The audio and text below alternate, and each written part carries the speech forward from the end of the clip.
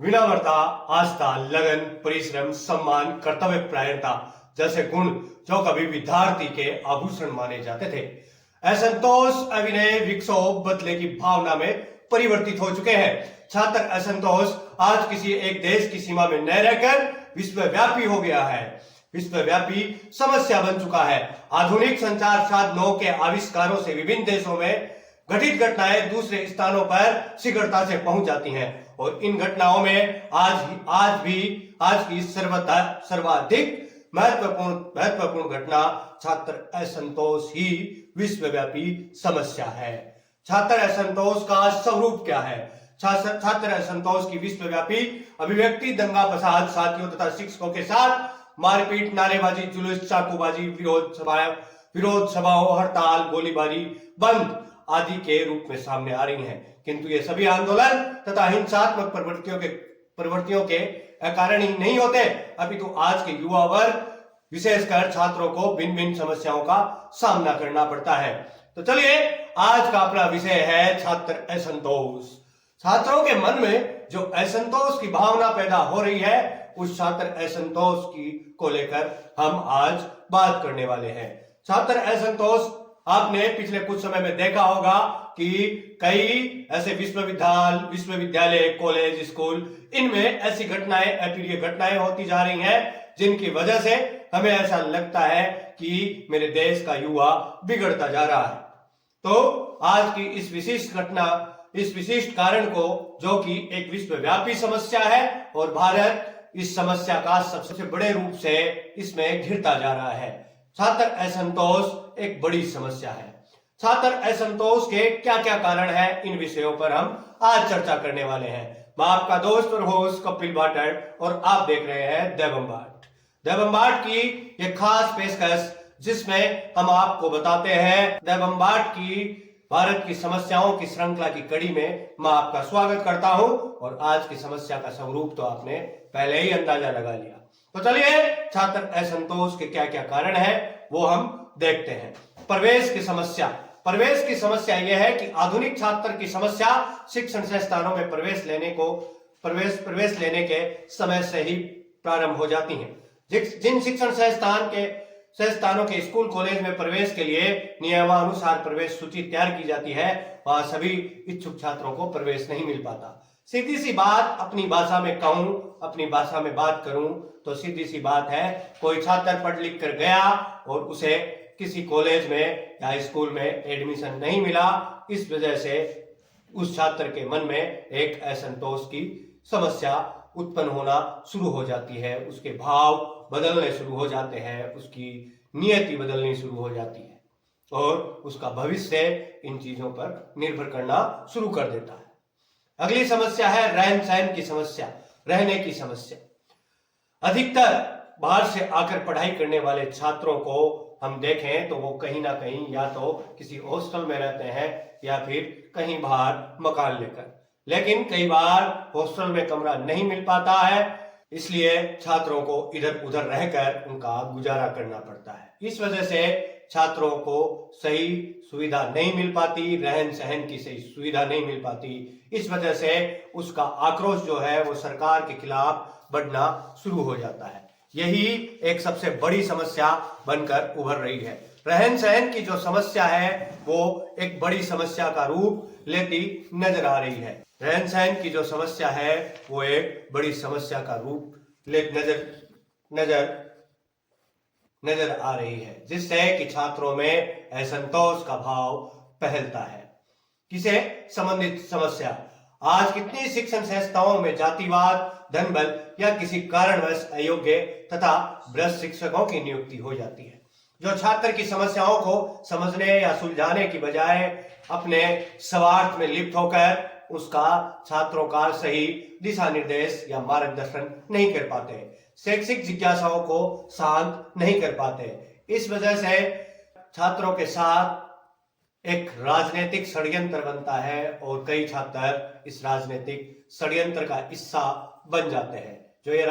जो अध्यापक एक दूसरे साथियों के साथ करते हैं, वो समस्या बड़ी बन जाती है और इस समस्या की वजह से छात्रों के मन में एक असंतोष उत्पन्न होता है, किसी को सही मार्गदर्शन नहीं मिल पाना, या फिर यूं कहूं बेसिकली आपने देखा होगा कि कई स्कूलों में या कॉलेजों में ऐसे अध्यापक हैं जो छात्र छात्राओं को ट्यूशन के लिए मोटिवेट करते हैं कि यदि तुम मेरे पास ट्यूशन पढ़ने आओगे तो ऐसा होगा वैसा होगा, और इस राजनीति के शिकार कई छात्र हो जाते हैं। इन छात्रों की वजह से, इन ऐसी समस्याओं की वजह से छात्रों के मन में एक असंतोष का भाव जाग उठता है, और वो असंतोष देश के भविष्य की नींव को खराब करने का काम करता है। बड़ी समस्या है छात्र संघों का निर्माण। छात्र संघों का निर्माण और छात्र संघों की वजह से राजनीतिकरण। वैसे तो छात्र संघों का निर्माण का उद्देश्य छात्रों की समस्याओं का समाधान करना होता है, किंतु आज अधिकतर छात्र संघों का स्वरूप बहुत ही विकट हो चुका है और यह अपने आप में एक समस्या बन चुका है। आज छात्र संघों में दादा किस्म के छात्र अपने स्वार्थों के लिए भोले भाले छात्रों का दुरुपयोग करते हैं तथा जरा सी बात पर हड़ताल व तोड़फोड़ पर भी उतर आती है। और ऐसा ही छात्र पढ़ने ही नहीं, केवल मौज मस्ती करने, दादागिरी करने भी कॉलेजों में आते हैं। ये हर साल फेल होते हैं और हर साल दोबारा आ जाते हैं, जिसकी वजह से इनको छात्र संघ संभालते हैं और बस इनका काम होता है छात्र संघों में रहकर राजनीति करना और लड़कों को धमकाना, डराना, धमकाना, या फिर यूं कहूं कि रैगिंग करना। यही एक बड़ी समस्या छात्रों में असंतोष का कारण बनती है। दूषित शिक्षा प्रणाली। छात्र असंतोष का एक मुख्य कारण दूषित शिक्षा प्रणाली तथा एक उद्देश्यहीन शिक्षा भी है। वर्ष भर अध्ययन करने वाली चीजें हमारे जीवन में किसी काम ही नहीं आती, तो ये किस प्रकार से काम में ली जाती। एक छात्र है, वो वर्ष भर अध्ययन करता है, लेकिन कुछ दिन पढ़कर परीक्षा देने वाले छात्र भी उस परीक्षा को पास कर लेते हैं। मूल्यांकन सही तरीके से नहीं होता। कभी कभी शिक्षक भी प्रश्न पत्र को दस्ती में रखकर केवल कुछ पाठ्यक्रम ही पढ़ाते हैं। ऐसे में छात्रों का पूर्ण रूप से बौद्धिक विकास नहीं हो पाता है। मैं बात करूं तो सीधी सी बात है, आजकल का जो पाठ्यक्रम है वो पाठ्यक्रम केवल और केवल इसी चीज पर निर्धारित होता जा रहा है कि सिर्फ बच्चों को उतना पढ़ाया जाए जो सिर्फ परीक्षा में आने वाला है। यह आपके साथ भी कभी ना कभी हुआ होगा। आपने देखा होगा कि कभी कभी ऐसा होता था, जब आप पढ़ते थे, मैं पढ़ता था, तो टीचर्स हमें मोस्ट इंपोर्टेंट बताते थे और वही प्रश्न परीक्षा में आने का होता था और हम वही पढ़ते थे और उन्हीं के आधार पर हम परीक्षा पास कर जाते थे। तो हमारा बौद्धिक विकास तो कहाँ हुआ। दूसरी बात, आज की शिक्षा सिर्फ नौकर बनाने का काम कर रही है। सिर्फ हम आज की शिक्षा को इसलिए पढ़ रहे हैं कि हम कहीं ना कहीं नौकरी कर सकें और एक अच्छी नौकरी मिल सके तथा लड़कियों को अच्छा ससुराल मिल सके। ऐसा सोचकर ही आज की पढ़ाई चल रही है, तो ये एकदम से अनुचित है। इसकी वजह से कभी कभी ये गुस्सा फूट पड़ता है और छात्रों के मनों में बौद्धिक विकास न होने के कारण एक असंतोष की भावना उत्पन्न होती है और ये असंतोष की भावना जो है वो छात्रों को मजबूर कर देती है। बेकारी की समस्या। जब शिक्षा ही इतनी अपूर्ण होगी तो बेकारी की समस्या तो फैलेगी ही। आज से 3-4 दशक पूर्व एक शिक्षित व्यक्ति को आसानी से रोजगार मिल जाता था, परंतु आज हमारे देश में शिक्षित बेरोजगारों की संख्या अशिक्षित बेरोजगारों से अधिक है। ऐसी स्थिति में युवा वर्ग के मध्य कुंठा का भाव होना स्वाभाविक है तथा ये कुंठा अनेक हड़तालों और आंदोलनों का रूप ले लेती है, जो कि छात्रों में अविश्वास का भाव प्रदर्शित करता है, जिसकी वजह से बड़ी समस्याएं होती है। अगला है आरक्षण नीति। आरक्षण की नीति यह है कि आरक्षण नीति से छात्रों में बड़ा असंतोष है।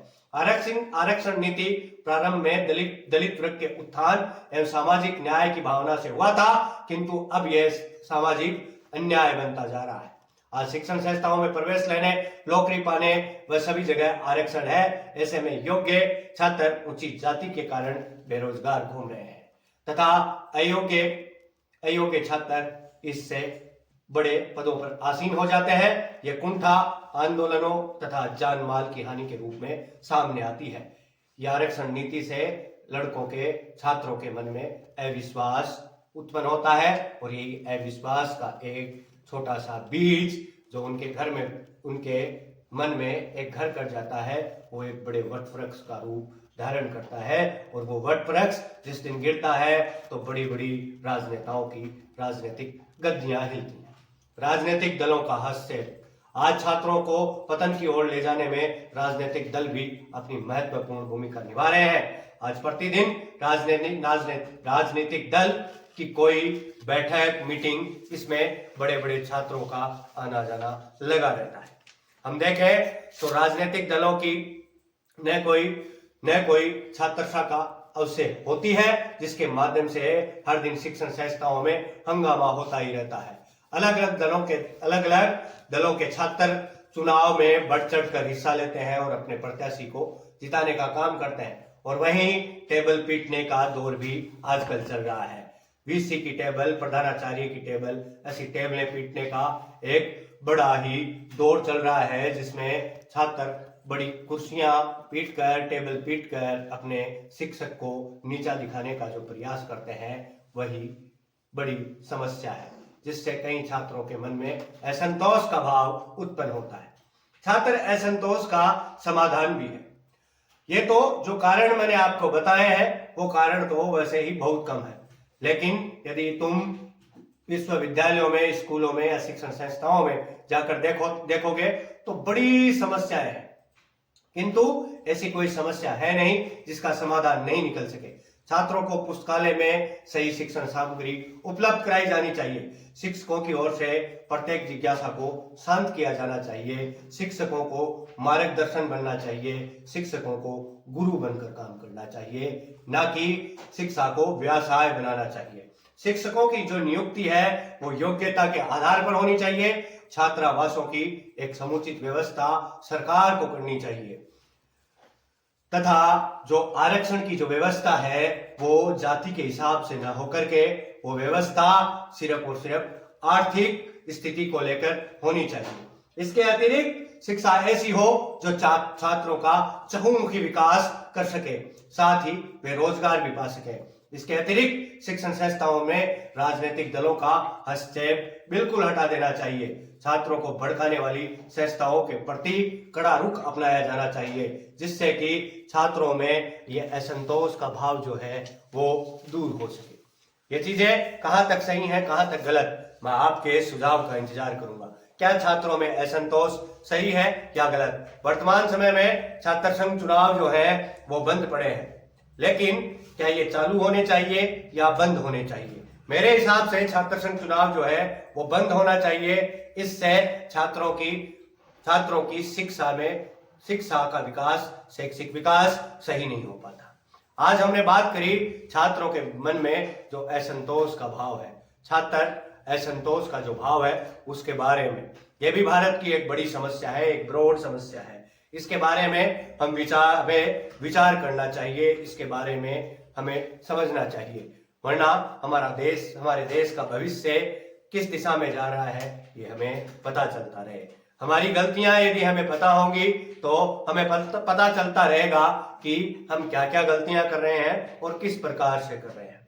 आज के लिए इतना ही। मैं आपका दोस्त और होस्ट कपिल, और आप देख रहे हैं द बम्बाट। और आपने द बम्बाट नहीं देखा तो कुछ नहीं देखा, तो इसके लिए आप इस चैनल को अभी सब्सक्राइब कीजिए और लाइक करके एक छोटा सा सुझाव भी दीजिए, ताकि हम और अधिक सुधार कर सकें। धन्यवाद।